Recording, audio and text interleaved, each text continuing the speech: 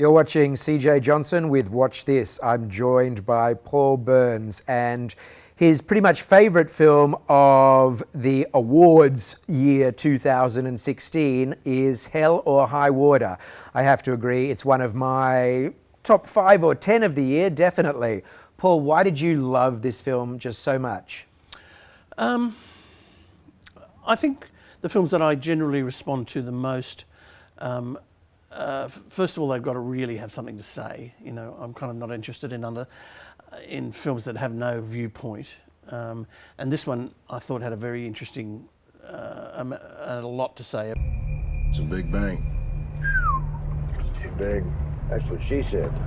Now they can foreclose on Friday. So come hell or high water, Get the money to the bank on Thursday. and then you are free and clear.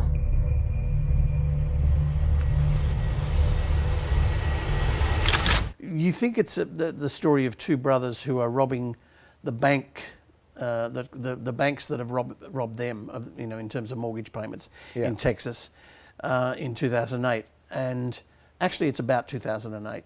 Right. And a whole lot of stuff happened in 2008, as we all know, including 7 million Americans lost their homes. Yep. And this is what the film's about.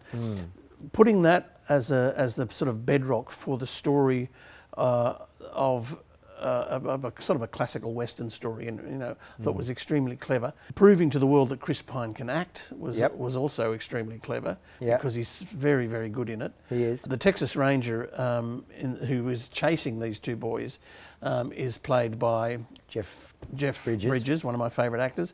Such a good performance from him too. Born to play this role. Yeah, I mean, he never gives a bad performance, No. really, but this is one of his pearls. Yeah. And I just thought the movie was pleasure from start to finish. It's funny, it's unexpected, it's deeply moving. And Ben Foster's great. We Ben haven't mentioned Foster him. as the brother who doesn't really care what The he does. Scorsese brother. Yeah. The Robert De Niro in Mean Streets brother. And you've got this whole question of what is the right way to behave, which I think is a very fertile kind of furrow for any movie to.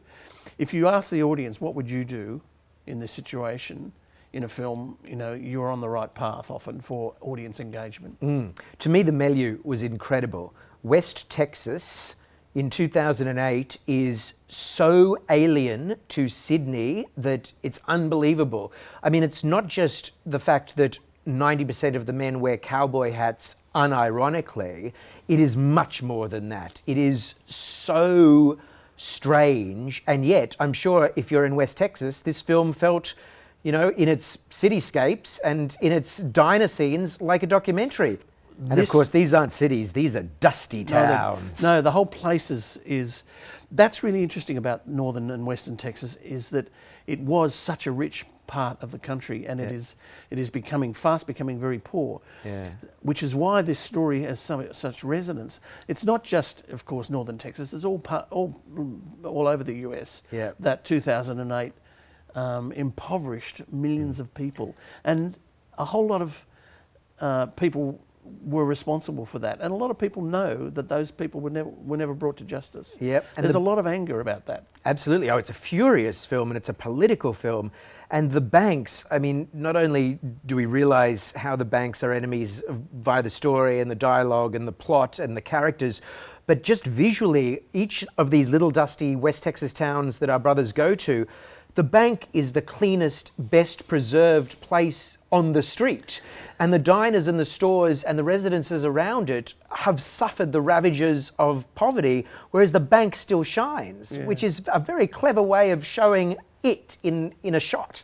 I think I said in my review, I think that this might be the first film about bank robbers in which the bank customers have more guns than the bank robbers. Well, this is what I wanted to talk about. Besides being about the global financial crisis and America and the disparity of wealth in America, this movie is about guns. It's about the fact that America has terrible gun laws, because everyone in this movie, at least every man in this movie, is armed, which has implications on every level of the film, from the surface all the way down. But you realize how terrifying that is everyone is armed. Yeah, it is interesting. You see guys with concealed weapons who then reveal them. You see guys who don't have concealed weapons who actually just have unconcealed weapons. There's obviously that old guns in trucks, guns in cars. Well, there's that scene where the bank robbers, there's an old man in the bank, and they say to him, you know, are you armed? Are you carrying an arm? And he says, hell yes. You know?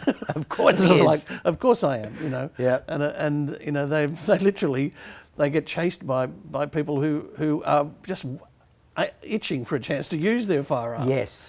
You know, exactly. Itching for a chance to use their concealed weapons finally. It's funny in the movie, but it's, you know, it's not funny in real life. But Yeah. in the movie, it's kind of becomes part of the subtext of humour about some of the things that are true about America.